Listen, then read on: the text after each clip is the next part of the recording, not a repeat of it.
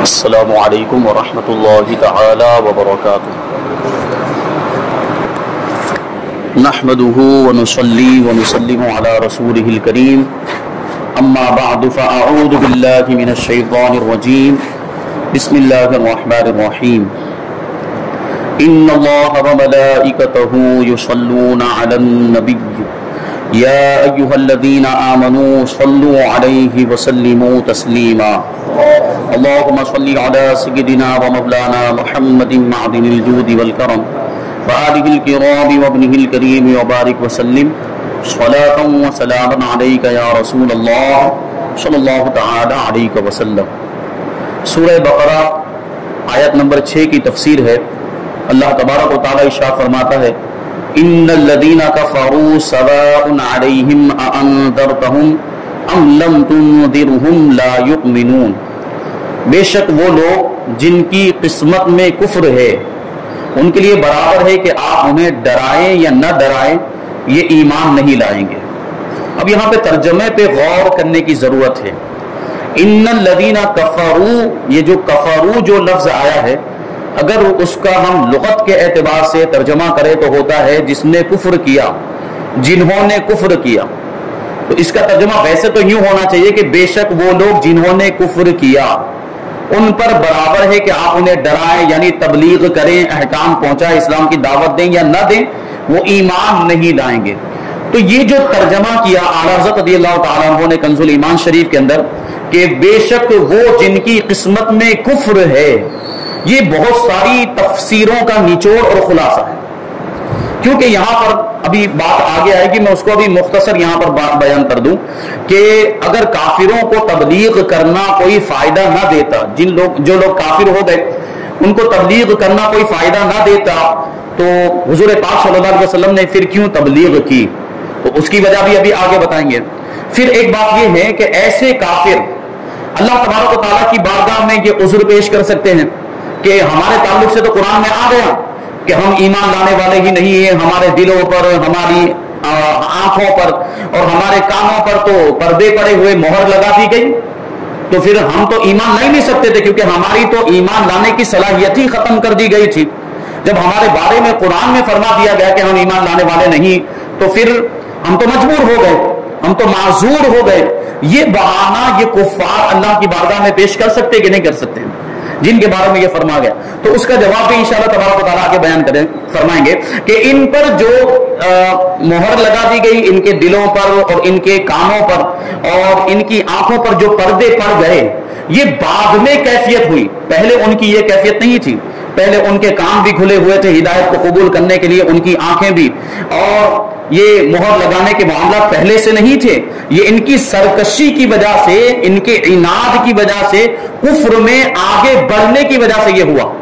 پہلے سے ایسا نہیں تھا، جیسے ابو جہل، ابو لہب وغیرہ کے معاملات کہ پہلے اللہ کے رسول صلی اللہ علیہ وسلم نے ان کو دعوت دی، اسلام کی طرف بلایا، شرک و کفر سے روکا، لیکن یہ لوگ نہیں روکے اور یہ اپنے کفر میں بڑھتے ہی چلے گئے۔ پہلے ان کے کان کھلے ہوئے تھے، ان کی آنکھیں، اور یہ مہر لگانے کے اس طرح کے معاملات نہیں تھے۔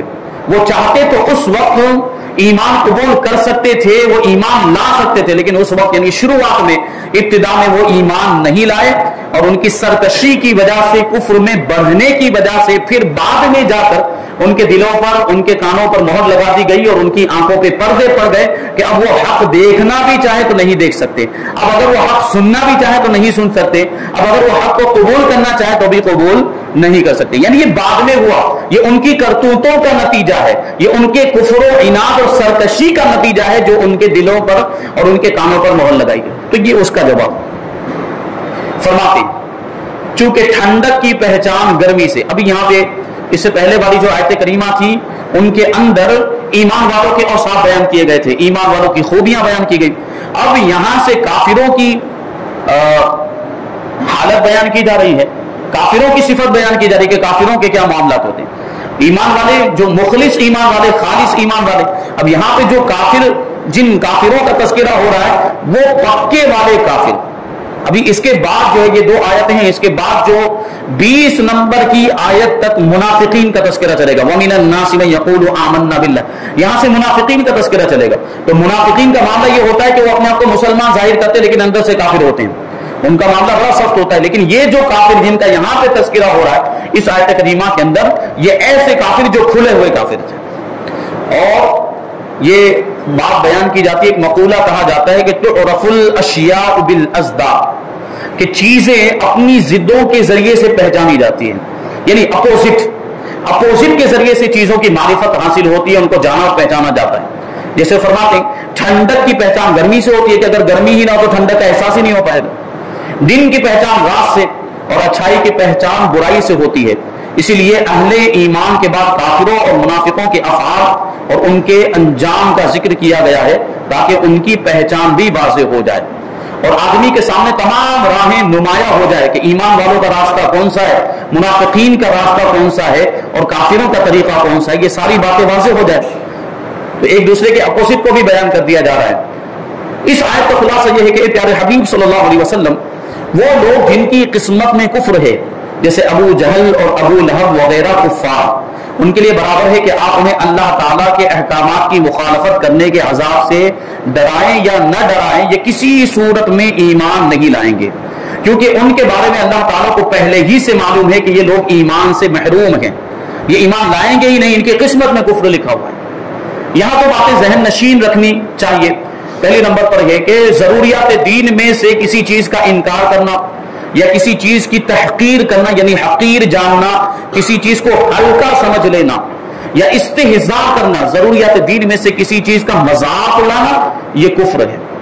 اب ضروریات دین کیا ہے، یہ بات آ رہی ہے.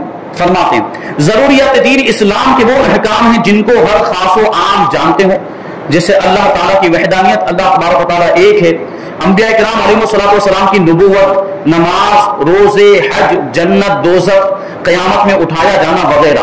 یہ ایمان والوں میں خواص بھی جانتے ہیں، یعنی علماء بھی جانتے ہیں اور عوام بھی جانتے ہیں. لیکن یہاں عوام سے مراد کون لے کے وہ بیان کرتے ہیں؟ عوام سے مراد یہاں پہ وہ مسلمان ہیں جو علماء کے طبقے میں شمار نہ کیے جاتے ہوں مگر علماء کی صحبت میں بیٹھنے والے ہوں اور علمی مسائل کا ذوق رکھتے ہوں. اس سے وہ لوگ مراد نہیں ہیں جو دور دراز جنگلوں پہاڑوں میں رہنے والے ہوں جنہیں صحیح کلمہ بھی پڑھنا نہ آتا ہو، کہ ایسے لوگوں کا ضروریات دین سے ناواقف ہونا اس دینی ضروری کو غیر ضروری نہ کر دے گا. اب یہاں پہ ایک چیز بتائی گئی ہے کہ جنگلوں پہاڑوں میں رہنے والے لوگ، یہاں تو ہمارے آپ کے معاملات ایسے ہو گئے کہ شہروں میں رہنے والے بھی بہت سے لوگ ایسے ہیں جو ان مسائل سے واقف نہیں، تو ان کے نا واقف ہونے کی وجہ سے اس ضرورت دینی میں کوئی فرق واقع نہیں ہوگا. ابھی یہ ضروریات دین جو بتایا جا رہا ہے اس کی اور وضاحت اگر میں کروں آپ کو سمجھانے کے لیے تو یوں کہا جا سکتا ہے کہ ضروریات دین سے تعلق رکھنے والی وہ چیزیں ہیں جن کا دین سے ہونا یقینی اور قطعی طور پر ثابت ہو، یعنی ان چیزوں کا تعلق دین سے ہے، اس کا ثبوت جو ہو وہ قطعی دلیل سے ہو، یقینی دلیل سے ہو، جس دلیل کے اندر کوئی شک نہ ہو اور کسی شبہ کی گنجائش نہ ہو، تو اس کو کہا جاتا ہے ضرورت دینی، اور اسی کی جمع ہے ضروریات دین. یعنی ایک وچن اور بہو وچن آپ لوگ جانتے ہیں، ضرورت دینی یہ ایک وچن اور ضروریات دین یہ بہو وچن ہے. تو ایسی بہت ساری چیزیں ہیں جن کا ثبوت دلیل قطعی سے ہے، دلیل یقینی سے ہے، اور ایسی دلیل جس میں کوئی شک اور کوئی شبہ نہیں، جیسے قرآن کی آیت یہ دلیل قطعی، یعنی کوئی چیز قرآن کی آیت سے ثابت ہو تو اس کو کہا جائے گا کہ یہ دلیل قطعی سے ثابت ہے، کیونکہ قرآن کے اندر تو کسی طرح کا کوئی شک اور کوئی شبہ ہو ہی نہیں سکتا، کیونکہ قرآن نے خود کہہ دیا ذالک الکتاب لا ریب فیہ کہ یہ وہ کتاب ہے جس میں شک اور شبہ کی گنجائش ہی نہیں. تو اگر کوئی چیز قرآن سے ثابت ہو رہی ہوگی تو وہ یقینی ہوگی، وہ قطعی ہوگی. جیسے اللہ تعالیٰ کی وحدانیت، اللہ تبارک و تعالیٰ ایک ہے، یہ قرآن سے بھی ثابت، الہکم الہ واحد. اللہ نے خود ارشاد فرما دیا کہ تمہارا معبود ایک معبود ہے، تو یہ قرآن سے ثابت. اب اس میں کوئی شک ہو سکتا ہے؟ اب اس میں کوئی شبہ ہو سکتا ہے؟ گنجائش ہی نہیں. اسی طرح حدیث متواتر بھی دلیل قطعی ہے، یعنی حدیث متواتر سے جو چیز ثابت ہوگی اس کو قطعی مانا جائے گا، اس کو یقینی مانا جائے گا. اب یہ حدیث متواتر کیا ہوتا ہے؟ تو سب سے پہلے تو حدیث کو سمجھیں. حدیث کا مطلب اللہ کے رسول صلی اللہ علیہ وسلم نے کچھ ارشاد فرمایا یا حضور پاک صلی اللہ علیہ وسلم نے کچھ کر کے دکھایا، کوئی عمل، تو وہ بھی حدیث ہے. اور ایک حدیث تیسرے نمبر پر جو آتی ہے جس کو حدیث تقریری کہا جاتا ہے. پہلے نمبر کی حدیث حدیث قولی، کیونکہ حضور کا قول ہوتی ہے وہ حدیث، اور دوسرے نمبر کی جو حدیث ہے وہ حدیث عملی، کیونکہ وہ حضور کا عمل ہوتی ہے. اور تیسرے نمبر کی جو حدیث ہے اس کو کہیں گے حدیث تقریری. اس کا مطلب کیا ہوتا ہے کہ صحابہ کرام نے یا کسی صحابی نے حضور پاک صلی اللہ علیہ وسلم کے سامنے کوئی عمل کیا اور حضور پاک صلی اللہ علیہ وسلم نے اس کو باقی رکھا، منع نہیں فرمایا، انکار نہیں کیا، تو وہ بھی حدیث ہو جاتا ہے، اس کو بھی حدیث کا درجہ مل جاتا ہے، اور اس حدیث کو حدیث تقریری کہتے ہیں۔ اب حدیثوں کی بہت ساری قسمیں، ان میں سے سب سے اعلیٰ قسم ہے حدیث متواتر۔ حدیث متواتر کا مطلب یہ ہوتا ہے کہ ہر طبقے میں اس کو روایت کرنے والے اتنے لوگ ہوں کہ جن کا جھوٹ پر متفق ہونا عقلاً اور عادتاً محال ہو۔ ابھی اس کو سمجھاؤں گا، تھوڑے الفاظ مشکل ہیں۔ یعنی ہر طبقے کا کیا مطلب ہوا؟ مختلف طبقے، روایت راویوں کے مختلف، حدیث کو روایت کرنے کے جو راویوں کے جو طبقے ہیں مختلف ہیں۔ پہلا طبقہ صحابہ کرام تھا کہ صحابہ کرام نے وہ حدیث سنی، پھر صحابہ کرام نے آگے بڑھایا، اپنے بعد والوں کو سنایا، تو ان کے بعد والے کون ہوئے؟ تابعین، یہ ہو گیا دوسرا طبقہ۔ ان کے بعد والے کون ہیں؟ تبع تابعین، یہ ہو گیا تیسرا طبقہ۔ تو یہ جتنے بھی طبقے ہیں حدیث کے راویوں کے، ہر طبقے میں اس حدیث کو روایت کرنے والے اتنے کثیر تعداد میں ہو، اتنے زیادہ لوگ ہوں کہ عقل بھی ناممکن سمجھے کہ اتنے زیادہ لوگ جھوٹ نہیں بول سکتے، اور عادتاً بھی عام طور پر بھی اتنے لوگ جب کوئی بات مل کر متفق ہو کر بیک وقت یا بیک زبان بول رہے ہوں تو عادتاً ایسے لوگوں کا جھوٹا ہونا محال سمجھا جاتا ہو، ناممکن سمجھا جاتا ہو، انہیں ایسا ہوتا ہی نہ ہو کثیر تعداد میں۔ جیسے ابھی ہم نے امریکہ نہیں دیکھا ہے، ہم گئے نہیں ہیں، لیکن امریکہ کے بارے میں ہمارے پاس ایسی تواتر کے ساتھ خبریں آئی ہیں کہ ہمیں امریکہ کے ہونے کا یقین ہو گیا۔ ابھی ہم امریکہ کو جھٹلا سکتے ہیں کہ امریکہ جیسا کوئی ملک نہیں، امریکہ کا وجود ہی نہیں؟ کیوں؟ کیونکہ ہمارے پاس تواتر کے ساتھ خبریں آئیں اور اتنے لوگوں نے وہ ہم تک یہ بات پہنچائی کہ عادتاً اور عقلاً ان کا جھوٹا ہونا ہم ناممکن سمجھتے ہیں۔ اتنے سارے لوگ جھوٹ نہیں بول سکتے، تو حدیث متواتر کا یہ مطلب ہوا۔ تو حدیث متواتر سے جو چیز ثابت ہوگی وہ قطعی اور یقینی ہوگی، اس میں کوئی شک اور کوئی شبہ نہیں ہو سکتا۔ یہ حدیث متواتر۔ تو ضروریات دین کا ثبوت یا تو قرآن کی آیت سے ہوگا یا حدیث متواتر سے ہوگا۔ تیسرے نمبر پر ہے اجماع امت، اجماع کے ذریعے سے ہوگا۔ کا کیا مطلب؟ یعنی کوئی ایسی چیز ہے جس پر تمام صحابہ کرام کا اتفاق ہو گیا، تمام مجتہدین اسلام کا اتفاق ہو گیا، تو امت کا اجماع بھی دلیل قطعی ہے، اور اس کے ذریعے سے بھی جو چیز ثابت ہوتی وہ یقینی ہوا کرتی، اور اس میں بھی کوئی شک اور شبہ نہیں ہوتا۔ تو یہ ضروریات دین جو بتائی جا رہی ہے باتیں، یہ یا تو قرآن کی آیت سے ثابت ہوگی یا حدیث متواتر سے ثابت ہوگی یا اجماع سے ثابت ہوگی۔ جیسے اللہ تعالیٰ کی وحدانیت اور رسول پاک صلی اللہ علیہ وسلم کی رسالت، اسی طرح دوسرے انبیاء کرام کی نبوت۔ نماز بھی ضروریات دین میں سے۔ اس کا کیا مطلب ہوا کہ اگر کوئی شخص نماز کی فرضیت کا انکار کر دے یا نماز کی تحقیر کر دے، اس کو حقیر جانے یا نماز کا مذاق اڑائے، تو وہ کیا ہو جائے گا؟ کافر ہو جائے گا، دائرہ اسلام سے باہر ہو جائے گا۔ اسی طرح یہ دوسری ساری چیزیں، روزے، حج، جنت اور دوزخ وغیرہ۔ تو یہاں پہ جو بات بیان کر دی کہ جن کو ہر خاص و عام جانتے ہوں، تو اس کا بھی مطلب یہاں پہ بیان کر دیا کہ عوام سے مراد کون ہے؟ جو علماء کی صحبت میں بیٹھنے والے، جو علماء سے دور رہتے ہیں، وہ اگر ان چیزوں کی معلومات نہیں رکھتے ہیں تو ان کے معلوم نہ ہونے کی وجہ سے کوئی فرق نہیں پڑے گا۔ البتہ ایسے لوگوں کے مسلمان ہونے کے لیے، یعنی جنگلوں بیابان میں پہاڑوں میں رہنے والوں کے مسلمان ہونے کے لیے یہ بات ضروری ہے کہ وہ ضروریات دین کا انکار کرنے والے نہ ہوں، اور یہ عقیدہ رکھتے ہوں کہ اسلام میں جو کچھ ہے وہ حق ہے، اور ان سب پر اجمالاً ایمان لاتے ہوں، یعنی مختصراً ایمان لاتے ہوں، کیونکہ معلومات تو ہے ہی نہیں، پوری معلومات نہیں ہے، تو پوری تفصیل کے ساتھ ایمان لانا ان کے لیے ممکن ہی نہیں۔ بس اتنا عقیدہ رکھتے ہوں کہ اسلام کے اندر جو کچھ بھی ہے وہ حق ہے، ہم اس پر ایمان رکھتے ہیں، ہم اس پر عقیدہ رکھتے ہیں، یقین رکھتے ہیں، تو ان کو مسلمان مانا جا سکتا ہے، وہ مسلمان ہیں، ایمان والے ہیں۔ نمبر 2، ایمان سے محروم کفار کے بارے میں معلوم ہونے کے باوجود انہیں تبلیغ کرنے کا حکم اس لیے دیا گیا تاکہ ان پر حجت پوری ہو جائے اور قیامت کے دن ان کے لیے کوئی عذر اور کوئی بہانہ باقی نہ رہے۔ کیونکہ حضور سے ارشاد فرمایا جا رہا ہے کہ آپ ان کو ڈر سنائیں یا ڈر نہ سنائیں، وہ ایمان لانے والے نہیں ہیں۔ جب ایمان نہیں لانے والے تو پھر ان کو تبلیغ کرنے کا کیا فائدہ ہوا؟ ان کو تبلیغ کرنے کا ایک فائدہ یہ ہے، ان کو اسلام کی دعوت دینے کا ایک فائدہ یہ ہے کہ ان پر حجت تمام ہو جائے، حجت پوری ہو جائے، اور قیامت کے دن وہ کوئی بہانہ نہ پیش کر سکیں کہ ہمیں تو کسی نے سکھایا نہیں تھا، ہمیں تو کسی نے دعوت نہیں دی تھی، ہم تک اسلام کا پیغام نہیں پہنچا تھا، تو یہ عذر نہیں کر سکے، کیونکہ حضور نے پیغام پہنچا دیا، حضور نے تبلیغ کی، تو اب ان کے پاس کوئی عذر باقی نہیں رہا۔ اللہ تعالیٰ ارشاد فرماتا ہے کہ رسلا مبشرین ومنذرین لئلا یکون للناس علی اللہ حجۃ بعد الرسل وکان اللہ عزیزا حکیما، کہ ہم نے رسول خوشخبری دیتے اور ڈر سنا کے भेजे, ताकि रसूलों को भेजने के बाद अल्लाह के यहाँ लोगों के लिए कोई उज्र और बहाना बाकी न रहे। और अल्लाह ताला जबरदस्त है, हिकमत वाला है। और दूसरे मकाम पर अल्लाह ताला ने इरशाद फरमाया, वलौ अन्ना अहलकनाहुम बिअज़ाबिन मिन क़ब्लिही लक़ालू रब्बना लौला अरसलत इलैना रसूलन फनत्तबिअ आयातिका मिन क़ब्लि अन नज़िल्ल व नख़ज़ा। और हम उन्हें रसूल के आने से पहले किसी अजाब से हलाक कर देते तो ये जरूर कहते, ए हमारे रब, तूने हमारी तरफ कोई रसूल क्यों न भेजा कि हम जलील और रुसवा होने से पहले तेरी आयतों की पैरवी करते। यानी ये बहाना कर सकते थे, लेकिन अल्लाह ने रसूलों को भेजा, अल्लाह ने अंबिया को भेजा, तो अब कोई बहाना नहीं रहा।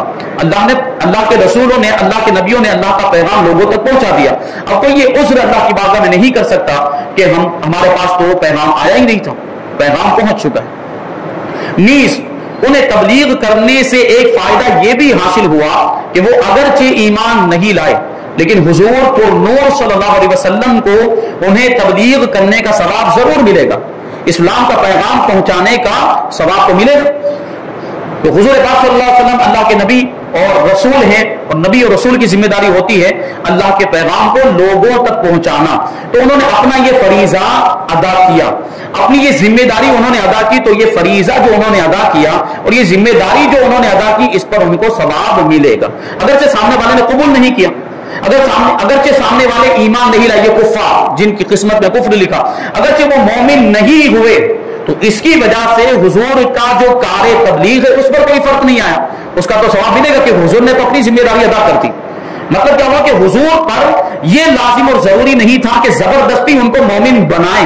हुजूर की जिम्मेदारी और अंबिया की जिम्मेदारी, रसूलाने इज़ाम की जिम्मेदारी इतनी होती है कि वो अल्लाह का पैगाम पहुंचा दें, और हुजूर ने यह किया। ये बात हर मुबल्लिग को, यानी इस्लाम की तबलीग करने वाले और इस्लाम की खिदमत करने वाले को पेश नजर रखनी चाहिए कि उसका काम तबलीग करना है और रज़ाए इलाही पाना है। लोगों को सीधी राह पर लाकर ही छोड़ना ये मुबल्लिग की जिम्मेदारी नहीं होती। यानी नमाजी बना ही देना कि वो आकर मस्जिद में नमाज को जबरदस्ती खींच कर लेकर आ जाना और मस्जिद में लाकर खड़ा कर देना, ये जिम्मेदारी नहीं। बस मुबल्लिग की जिम्मेदारी ये होती है कि वो पैगाम पहुंचा दे। अगर कोई नमाज नहीं पढ़ा तो उसको जाकर समझाए कि भाई नमाज पढ़ना बहुत जरूरी है, नमाज फराइज है इस्लाम में से, अरकान इस्लाम में से, आपको पढ़ना चाहिए, नमाज पढ़ेंगे तो ये सवाब मिलेगा, नमाज नहीं पढ़ेंगे तो ये अजाब में मुब्तला होंगे, गुनहगार हो जाएंगे, वगैरह वगैरह। तो हमने ये इस्लाम का हुक्म उन तक पहुंचा दिया। अब वो नहीं पढ़ते तो उसके जिम्मेदार वो है, उसकी हमारी जिम्मेदारी नहीं। तबलीग का फरीजा हमने अंजाम दे दिया, तो हर मुबल्लिग की ये जिम्मेदारी बनती है कि वो तबलीग का फरीजा अंजाम दे दे और अल्लाह ताला की रजा पाने की उम्मीद रखे। तो लोगों को सीधी राह पर लाकर ही छोड़ना ये मुबल्लिग की जिम्मेदारी नहीं। लिहाजा मुबल्लिग नेकी की दावत देता रहे और नताइज अल्लाह ताला के हवाले कर दे, और लोगों के नेकी की दावत कबूल न करने से मायूस होने के बजाय उस सवाब पर नजर रखे जो नेकी की दावत देने की सूरत में उसे आखिरत में मिलने वाला है।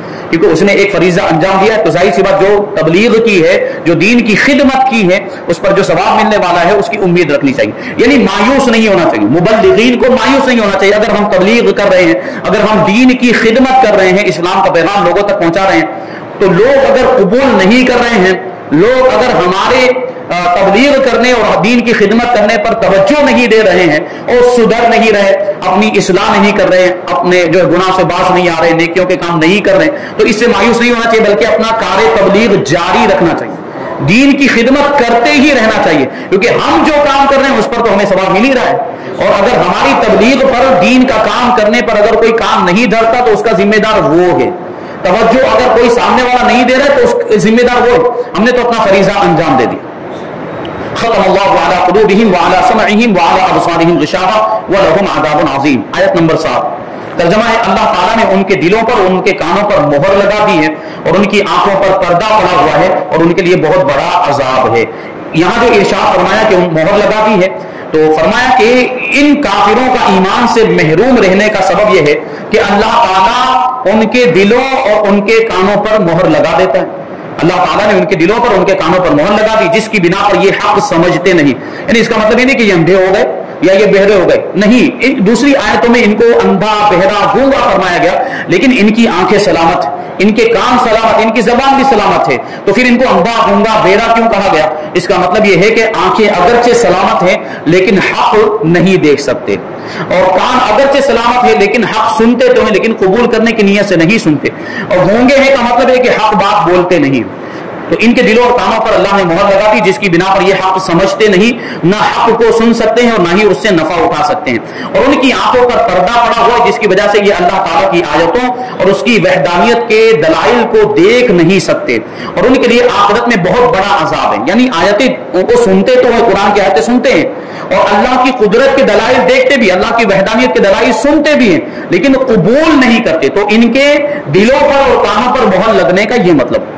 یہاں یہ بات یاد رکھیں کہ جو کافر ایمان سے محروم ہیں ان پر ہدایت کی راہیں شروع سے بند نہیں تھی، ورنہ تو وہ اس بات کا بہانہ بنا سکتے تھے، کہہ سکتے تھے کہ ہم پر تو ہدایت کی راہیں ہی بند ہو سکتی تو ہم مومن کیسے ہو سکتے تھے، بلکہ اصل یہ ہے کہ ان کے کفر و عناد، سرکشی اور بے دینی، حق کی مخالفت اور انبیاء کرام علیہ السلام سے عداوت اور دشمنی کے انجام کے طور پر ان کے دلوں اور کانوں پر مہر لگی اور آنکھوں پر پردے پڑ گئے۔ یہ ایسے ہی ہے جیسے کوئی شخص طبیب کی مخالفت کرے، یعنی ڈاکٹر کی مخالفت کرے، ڈاکٹر کے پاس علاج کروانے کے لیے گیا، اب ڈاکٹر نے اس کو دوا بتائی ہے کہ یہ دوا کرنا، یہ گولی کھا لینا، یہ ٹیبلٹ لے لینا، یہ پیس لے لینا، یہ فلاں فلاں چیزیں لے لینا، لیکن اب کوئی ڈاکٹر کے خلاف جا کر وہ دوا نہ لے، اس کے علاوہ دوسری دوائی کھا لے، تو اس میں ڈاکٹر کا کوئی قصور ہے؟ اس میں تو اس بیمار کا، اس مریض کا قصور ہے۔ وہی فرما رہے ہیں کہ کوئی شخص طبیب کی مخالفت کرے اور زہر قاتل کھا لے، یعنی دوا پینے کی جگہ پہ زہر کھا لے، اور اس کے لیے دوا اب فائدہ مند نہ رہے، زہر کھانے کی وجہ سے اب کوئی بھی دوا پیے گا تو کوئی فائدہ ہوگا، وہ زہر کھا لیا ہے، تو اب اور طبیب کہہ دے کہ اب یہ تندرست نہیں ہو سکتا زہر کھانے کی وجہ سے، تو حقیقت میں اس حال تک پہنچانے میں اس آدمی کی اپنی کرتوتوں کا ہاتھ ہے، نہ کہ طبیب کے کہنے کا کوئی اس میں اثر ہے، لہذا وہ خود ہی ملامت کا مستحق اور حقدار ہے، طبیب پر اعتراض نہیں کیا جا سکتا۔ طبیب نے تو اس کو پہلے دوا بتائی تھی، وہ دوا نہیں پی اور اس نے زہر قاتل پی لیا، اب زہر قاتل پی لیا ہے، اب طبیب کہہ رہا ہے کہ اب یہ بچ نہیں سکتا، اس کے لیے کوئی دوا اثر نہیں کر سکی، تو اب یہ جو طبیب کہہ رہا ہے، ڈاکٹر جو کہہ رہا ہے کہ اب یہ بچ نہیں سکتا، تو یہ طبیب کے کہنے کی وجہ سے نہیں ہوا، اس کی خود کی کرتوت کی وجہ سے، تو اس نے زہر پیا ہی کیوں؟ تو یہ کافروں کا اسی طرح یہ معاملہ تھا کہ انہوں نے پہلے اسلام کی مخالفت کیوں کی، انہوں نے سرکشی کیوں کی، وہ کفر میں آگے کیوں بڑھے، اس کی وجہ سے اب ان پر مہر لگا دی گئی، تو اب اس میں ان کی کرتوتوں کا ہی دخل ہے۔ اب جو اللہ تبارک و تعالیٰ کے ارشاد فرمائے کہ وہ ایمان نہیں لائیں گے، تو اس کا اعتراض اللہ کی ذات پر نہیں ہو سکتا، انہوں نے خود ہی ایسے اعمال کیے تھے، اس وجہ سے ان کے دلوں پر اور ان کے کانوں پر مہر لگا دی گئی اور ان کی آنکھوں پر پردہ پڑ گیا۔ تو اللہ تبارک و تعالیٰ ایسے لوگوں سے ہم کو محفوظ رہنے کی توفیق عطا فرمائے، اور جو کچھ بھی بیان ہوا اس پر ہم سب کو عمل کرنے کی توفیق عطا فرمائے، اور نور قرآن سے ہم سب کے دلوں کو روشن اور منور فرمائے۔ وما علینا الا البلاغ۔